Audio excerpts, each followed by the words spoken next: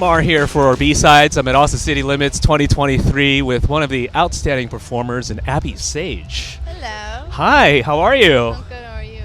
I'm fantastic. I'm a little creeped out because we were setting up the set here, basically, Yes. with all these hands. This is actually from the stage set that you just did here. Please explain. They're a big part of my project. A friend and I made a lot of these paper mache pieces for kind of the rollout for my project, so I figured I would bring at least one of them. So, no correlation to Halloween, No correlation. because it is spooky season. It is spooky season, but I think it's spooky season all year round. Oh, touche. So this is normal attire for you, all black, black sandals.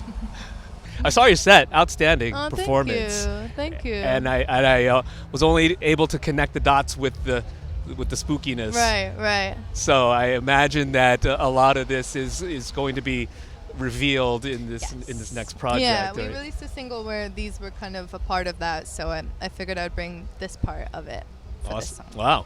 Well, the new single is Milk. And it's a very nostalgic type of track where it evokes a lot of images of childhood.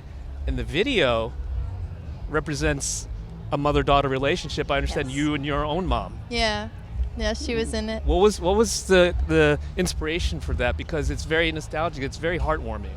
Yeah, I think that when I wrote it, I was missing home a lot, and I was missing her specifically. And just, I guess, feeling grateful in a way. Like, she always kind of let me explore in a really beautiful way and get dirty and kind of do all the things that I feel like kids should do. So I wanted her to be in the video because she was a big part of that song for me. So your childhood was one where you had freedom to explore what your passions were, not so rigid. Within reason, but yes.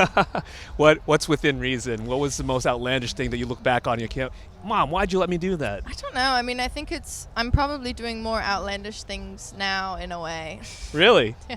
But I definitely would get dirty. I was outside a lot when I was younger. Well, you'll love it here in Austin. Yeah, I mean, it's beautiful. Have you been here before? I've been here once before. I've never been to the festival before, though. And I love it. It's beautiful. Yeah, it's one of those older iconic festivals as well, where there's a long history of performers like dating back to the 70s or something like that, right? And it's expanded to this 2-weekend thing. It's amazing. My dad would watch like the live stream when he was growing up and kind of watch all his favorite bands. So. What type of music was he listening to? What were the bands that he was checking out? I honestly don't know. That's a question for him. But he plays music as well, so he kind of taught me everything. What kind of music? He's in a cover band. What kind? Dad rock. Dad rock. Dad rock. Well, how far? Foo Fighters dad rock? Led Zeppelin dad rock? I think they do some AC/DC. That's the only one my dad sings. But yeah, in that realm. Oh, does he do the Angus Young like scream and? He gives it his best. Yes. What's your favorite cover that he does of AC/DC? I think he does Back in Black. He also does Short Skirt and a Long Jacket. Who sings that's that? Cake. That's Cake. Yeah. Oh, wow. So he sings 2 of those in the set, and he does that one well. That's he does awesome. Cake well. Wow. Yeah. And you used to tag along or try to tag along to a lot of gigs and really idolize that lifestyle, and here you are doing that. Yeah. Is it all that it's cracked up to be? It's very different. I think, I mean, a cover band's different than, I don't know, it's interesting. But I do love what I do, and he's a big part of it. Well, a lot of your music is very much vulnerable, also nostalgic as well. 18 Years is another earlier track that kind of set the tone for what you're about. Do you consider yourself a romantic in that you look back at specific moments of your life and romanticize those things? Maybe in a way. Yeah. I'm not like someone who kind of sees things in the middle. It's either the best thing ever or the worst thing ever. So I think that, that may play into it. How much of a role did traveling or bouncing around in life, London, Toronto, Los Angeles, play a role in shaping those memories, those experiences, and being intentional? Yeah.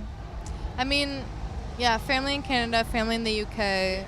I feel like I only really started exploring the UK kind of recently on my own. But reconnecting with my mom's family that way has been really beautiful, and I think that's shaped a lot of the music I've been making because I did most of it out there. And then I made a lot of the earlier stuff in Toronto. So a lot of it was like family reconnection in a way, kind of in adult life.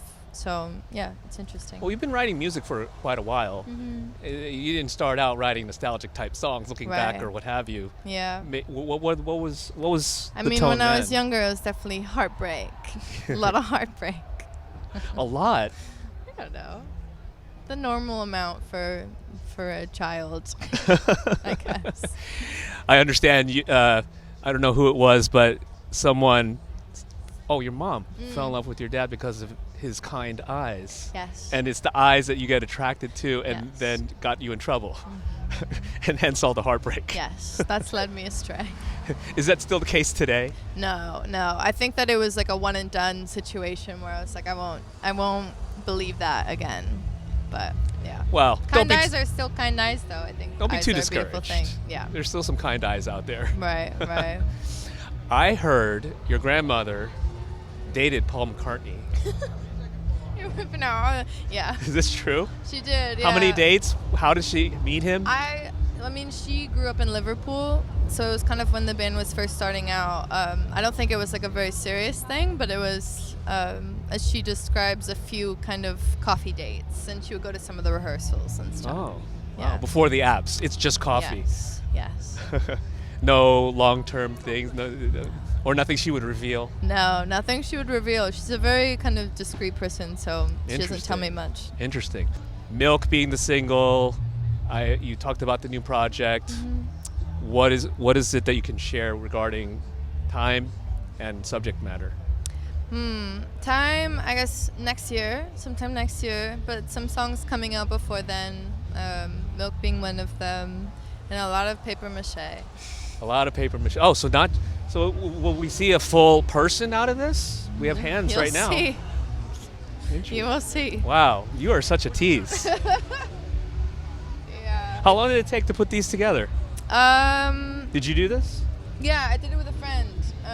And she's very, she knows kind of the structural, how to make things, and I'm more of the idea person. But, yeah, it's very fun to do it with her, and we just painted all of them. It was probably about 3 months for everything that we made. Yeah. Wow. What an imagination. I love it. Well, I'm a fan of what you do. You have a beautiful voice. Thank you.